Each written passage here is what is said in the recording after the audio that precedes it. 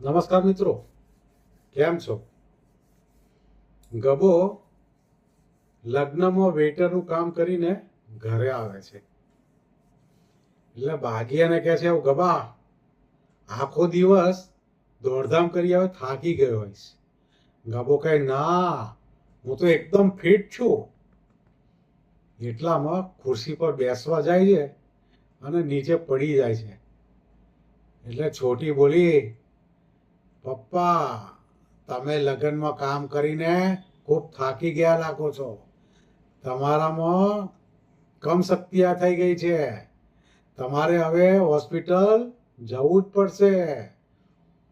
એટલે બાગી અને છોટી ગબાને હોસ્પિટલમાં લઈ જાય છે. ડોક્ટર દર્દી બોલાવે.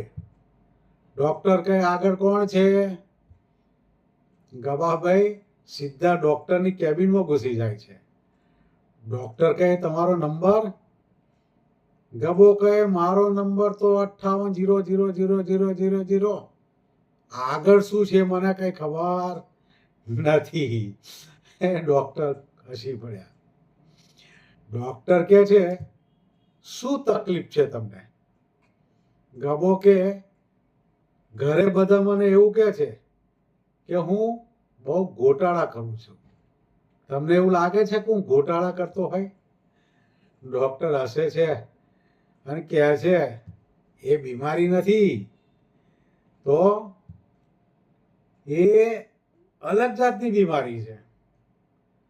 અને ડોક્ટર કહે છે કે એક ઇન્જેક્શન મૂકવું પડશે. ઇન્જેક્શન મૂકીશું ને તો બધું સારું થઈ જશે. નર્સને કહે છે કે ઇન્જેક્શન લાવો. નર્સ ઇન્જેક્શન લઈને આવે છે. ગબો ઇન્જેક્શન જોઈ અને ખુરશીની પાછળ સંતાઈ જાય. ગબો કહે, મને ઇન્જેક્શનથી એલર્જી છે. નર્સ કે, એવું કશું નથી હોતું. ગબો કે, ઇન્જેક્શન જો એટલે હું દોડવા લાગુ છું. ગભરાઈને દોડી જ જઉં છું.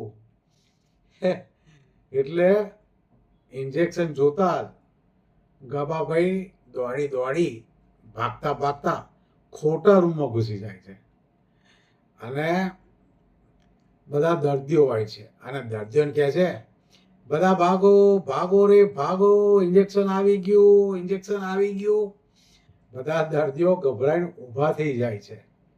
ડોક્ટર માથું પકડી લે છે અને હસીને કહે છે, ઓ ગબા, તને દવાની કોઈ જરૂર નથી, તને સમજણની જરૂર છે. બાગી કહે, સાહેબ, એની દવા હજુ સુધી કોઈએ શોધી જ નથી. છોટી કહે, પપ્પા જ્યાં જાય ત્યાં હસાવી જ દે છે.